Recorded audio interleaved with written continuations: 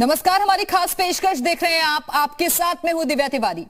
Mukhtar UP आएगा, किए की सजा पाएगा। जी हां, मुख्तार अंसारी के मामले में यूपी सरकार की बड़ी जीत हुई है। सुप्रीम कोर्ट ने पंजाब की जेल में बंद मुख्तार अंसारी को यूपी शिफ्ट करने का आदेश दिया है। 2 हफ्ते के भीतर मुख्तार अंसारी को पंजाब से यूपी शिफ्ट करना होगा। मुख्तार अंसारी को यूपी की बांदा या फिर इलाहाबाद जेल में रखा जाएगा।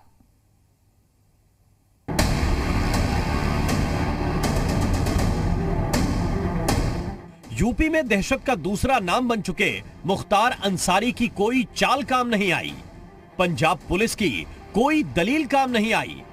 पंजाब की सरकार का कोई पैंतरा काम नहीं आया। सबसे बड़ी अदालत ने यह साफ कह दिया है कि मुख्तार अंसारी को अगले 2 हफ्ते में यूपी शिफ्ट कर दिया जाए। यूपी में दर्जनों संगीन अपराध अंजाम देने वाले मुख्तार अंसारी को पंजाब पुलिस रंगदारी के एक मामूली केस में पंजाब ले गई और तब से वो रोपड़ जेल में बंद है। आरोप है कि पंजाब पुलिस की मदद से मुख्तार वहां ऐश कर रहा था और सेहत और सुरक्षा का बहाना बनाकर यूपी आने से डर रहा था। यूपी पुलिस भी कई बार पंजाब गई, लेकिन पंजाब पुलिस ने मुख्तार को सौंपने से इनकार कर दिया।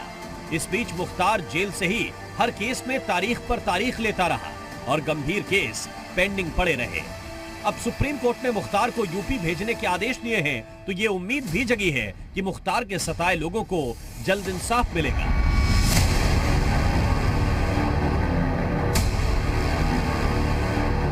इनमें वाराणसी के कांग्रेस नेता अजय राय भी शामिल हैं, जिनके भाई की हत्या का आरोप भी मुख्तार अंसारी पर है। सुप्रीम कोर्ट ने जो निर्णय दिया है, हम सब लोग इसका स्वागत करते हैं और हम सब लोग ये चाहते थे कि तत्काल मुख्तार अंसारी को उत्तर प्रदेश लाया जाए और यहाँ जो मुकदमे जो पेंडिंग हैं, विशेष रूप से जो मेरे बड़े भाई की हत्या में जो वांछित हैं, वो मुकदमा लगभग पूरा हो चुका है। वो जिरह के दौर में चल रहा है और उसमें निश्चित तौर से जो न्यायपालिका की जो रुख है, उसे निश्चित तौर से चीज़ें मजबूती से आएंगी और मुख्तार अंसारी को उसमें सजा होगी। ये हम सबको विश्वास है न्यायपालिका। सरकार का कहना है कि अब पुराने कानूनी मामलों में तेजी आएगी और मुख्तार अंसारी को किए की सजा दिलाई जाएगी। सुप्रीम कोर्ट ने जो आदेश दिया उसका स्वागत करते हैं, मगर साथ ही साथ जो योगी सरकार की नीति है और विशेष रूप से मुख्यमंत्री योगी आदित्यनाथ जी ने जो एक प्रण लिया है कि कानून व्यवस्था में कानून का राज रहेगा और कोई भी माफिया होएगा उसके लिए खाली जेल है और कोई जगह नहीं। बहुत बड़ी सौगात भी होली की है कि जिन लोगों को प्रताड़ित मुख्तार अंसारी ने किया था, आज उनको राहत मिल रही है। उधर बीजेपी कांग्रेस पर हमलावर है।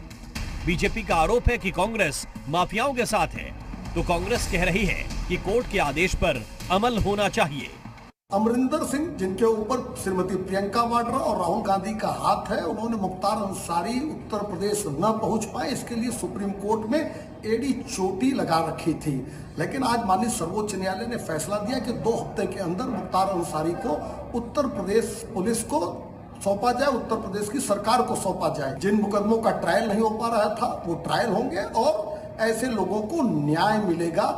देखिए, निश्चित रूप से कांग्रेस का पहले भी मानना था कि माननीय सुप्रीम कोर्ट में मामला है, जो भी न्यायालय आदेश देगा उसका सरकार जो है अनुपालन करेगी।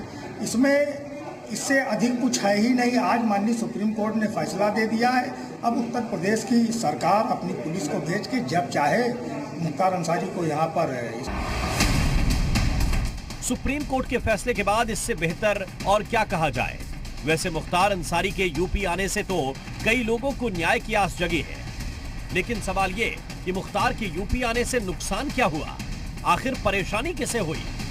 गुनहगार को सजा दिलाना ज्यादा जरूरी है या कानूनी अड़चनों को सामने लाकर केस को अटकाना और किसी आरोपी को बचाना।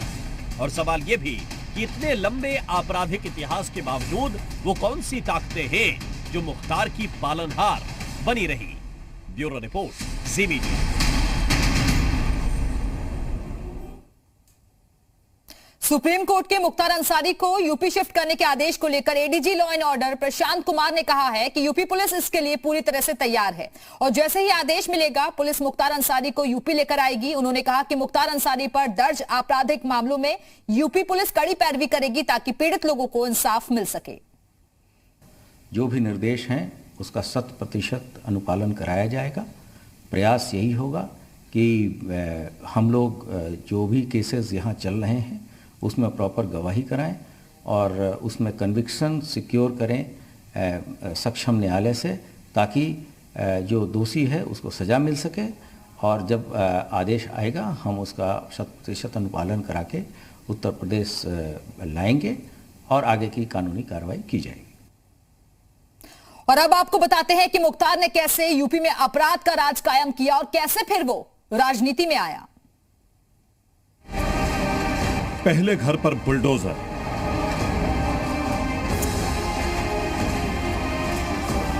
फिर होटल पर बुलडोजर, फिर करीबियों की प्रॉपर्टी पर बुलडोजर। यूपी में गिरने लगी अपराध की इमारत। पूर्वांचल के माफिया डॉन मुख्तार अंसारी के लिए यह यकीन करना अब भी मुश्किल हो रहा होगा कि जिस साम्राज्य को उसने अपने डर और दहशत के दम पर खड़ा किया था उस पर बुलडोजर चलने लगेगा। यूपी में कई सरकारें आईं और चली गईं, लेकिन मुख्तार अंसारी की हैसियत और ताकत बढ़ती ही रही। लेकिन 2017 के बाद तो अंसारी और उससे जुड़े लोगों पर शिकंजा कसना शुरू हो गया था। बीते 6 महीने के दौरान मुख्तार अंसारी और उनसे जुड़े लोगों की अवैध संपत्तियों को जमीन में मिला दिया गया। पिछले साल अगस्त में लखनऊ के डालीबाग में 2 मंजिला बिल्डिंग को लखनऊ विकास प्राधिकरण ने बुलडोजर से गिरा दिया था। यह मुख्तार अंसारी की बिल्डिंग थी जिसे उसने अवैध ढंग से शत्रु संपत्ति पर बनाई थी और बाद में फर्जी ढंग से अपनी मां के नाम भी करा लिया था। यह तो योगी सरकार का ट्रेलर था।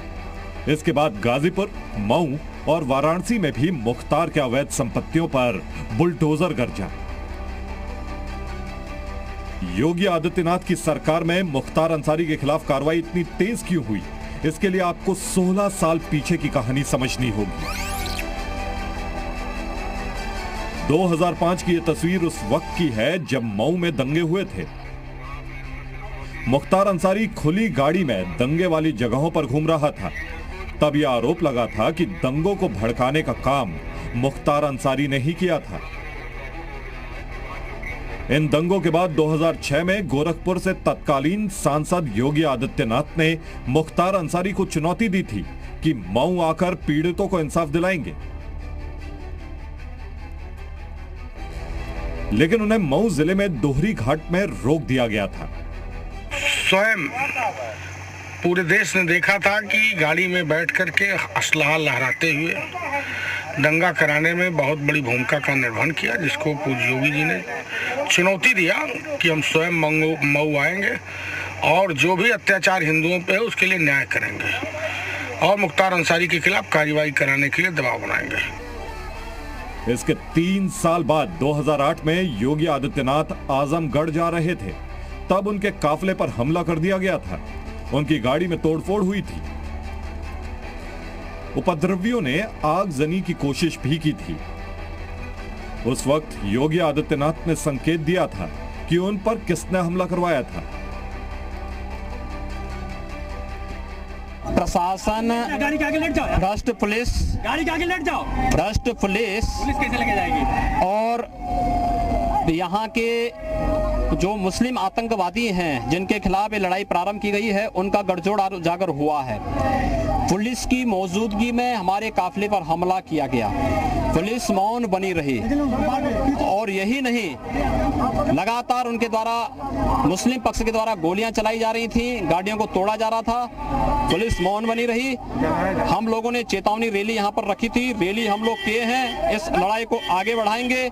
जिसने भी गोली मारी है, पुलिस अगर कार्रवाई नहीं करेगी तो गोली मारने वालों को जवाब दिया जाएगा। उसी भाषा में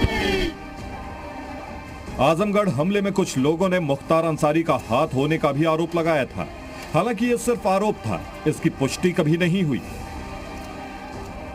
अब जब योगी आदित्यनाथ प्रदेश के मुखिया हैं, तो उन्होंने राज्य को माफिया राज और गुंडा राज से मुक्त करने का संकल्प ले रखा है। उसी संकल्प को पूरा करने के लिए मुख्तार अंसारी के अंडरवर्ल्ड पर बुलडोजर चलवा रहे हैं। इतना ही नहीं, मुख्तार गैंग के कई अपराधी या तो एनकाउंटर में मारे जा चुके हैं या फिर जेल की सलाखों तक पहुंच चुके हैं। मुख्तार गैंग की अरबों की संपत्ति भी जब्त हो चुकी है। जो मुख्तार अंसारी हमेशा इस बात से बेफिक्र रहता था कि सत्ता में कोई भी पार्टी रहे, उसे कुछ भी नहीं हो सकता, मुख्तार अंसारी की इसी सोच पर योगी सरकार ने बुलडोजर चलाकर प्रदेश के दूसरे जिलों के गुंडे और माफिया को भी कड़ा संदेश दे दिया है।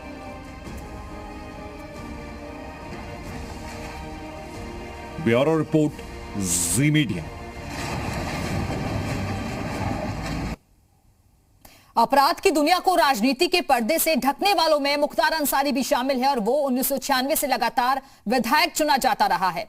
माना जाता है कि मऊ के मोहम्मदाबाद में उसके खिलाफ आवाज उठाने वाला कोई नहीं है। गुनाह की गलियों से मुख्तार अंसारी ने राजनीति के गलियारे तक का सफर तय किया है।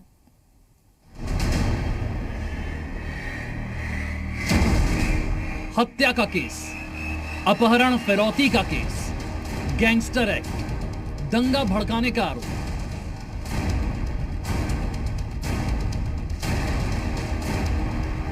मुख्तार अंसारी पर दर्ज 45 मुकदमों में से ये कुछ संगीन इल्जाम। इनके अलावा भी कई गंभीर आपराधिक मुकदमे उसके खिलाफ दर्ज हैं। हालांकि इनमें 3 केस में उसे क्लीन चिट मिल चुकी है, लेकिन उसकी जिंदगी पर लगा माफिया डॉन का ठप्पा अब भी लगा हुआ है। 90 के दशक में पूर्वांचल ने गैंग वॉर का वो दौर भी देखा है जब लोगों को पता नहीं होता था कि कब कहां से गोलियों की आवाज सुनाई दे जाए। पूर्वांचल में मुख्तार अंसारी का सबसे बड़ा दुश्मन अगर कोई था तो उसका नाम है ब्रजेश सिंह।